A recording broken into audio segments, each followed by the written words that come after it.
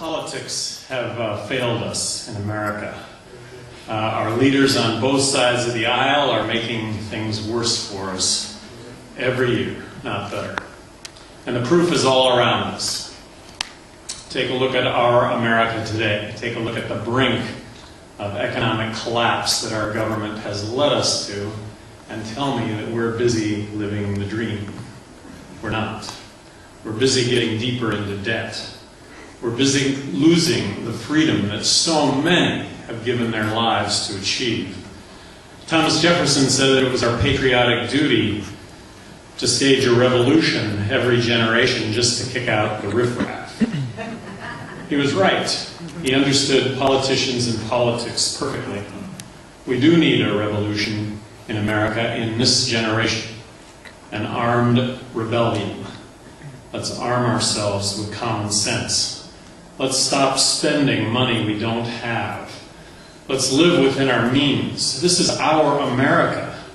How can we justify borrowing money for our retirement and health care and hand the bill to future generations? Our country is about life, liberty, and the pursuit of happiness. Let every member of Congress and the President of the United States take an oath to take on these difficult spending issues that we face and vow that they're not going to get reelected. Understand that they won't get reelected. In 1994, I became a Republican governor of New Mexico. New Mexico was 2-to-1 Democrat. I was elected to a second term. I'd never been involved in politics prior to getting elected governor of New Mexico. I started a one-man handyman business in 1974 in Albuquerque and grew that business to employ over 1,000 people in 1994. My promise when I ran for governor of the state of New Mexico was to bring a common sense business approach to state government. Best product, best service, lowest price. I promised to put the issues that should be on the front burner, regardless of the political consequences. For 2 terms, the Johnson administration put politics last, issues first. I want to say that we did a really good job of bringing a common sense business approach to state government. We cut the historical rate of government growth in half. I'm going to argue that I was the penny pinchiest governor of all 50 governors. Well,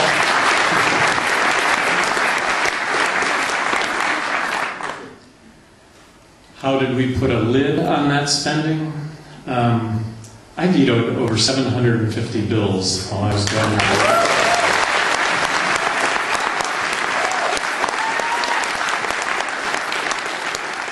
Somebody asked me the other day, they said, 750 bills, how many bills did you actually veto? Because a lot of those had to be lines. I said, no, actually I vetoed 750 bills, and I took line item veto to a new art form. And that was line item vetoes.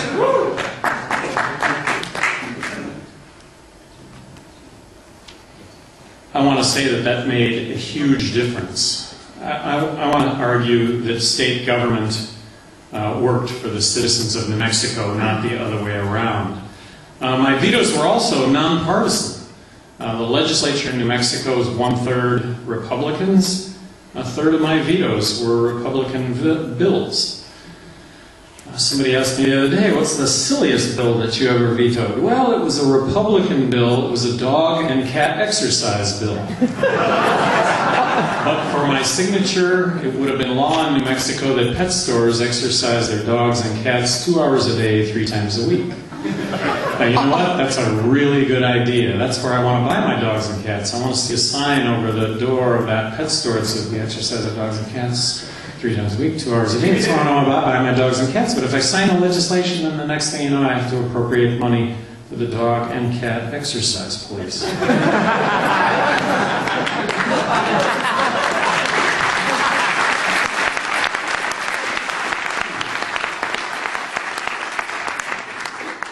I vetoed 100 bills where the vote in the legislature was 117 to 0.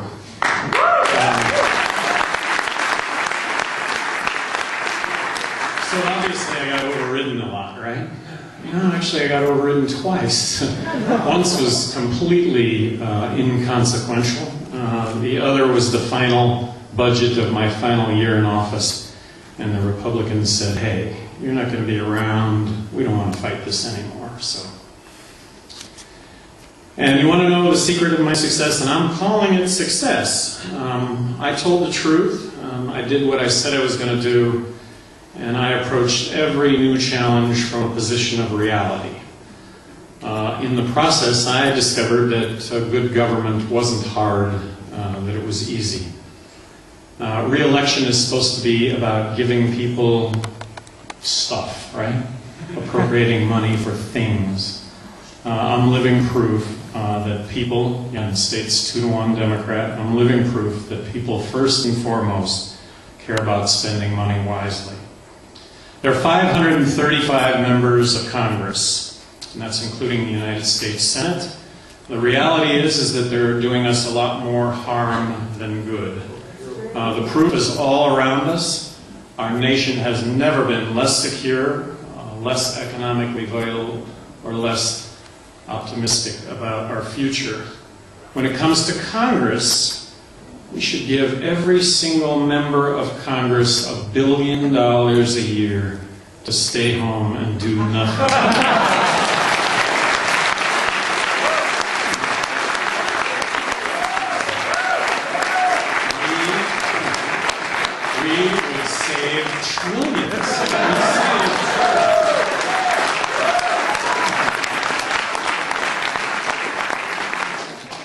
We've got to start expecting more from our leaders.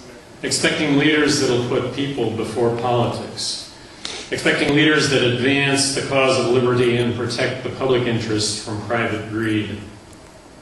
It'll never be easier to address the problems that we have in this country than to address them tomorrow. Difficult? Yes. Really difficult.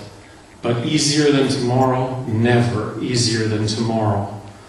Promises have been made regarding Social Security, Medicaid, and Medicare that should have never been made. Do you see where the Social Security is going to be insolvent in 2 years? Original estimate, or the last legislative fix, solvent until 2038. Missed that by 24 years.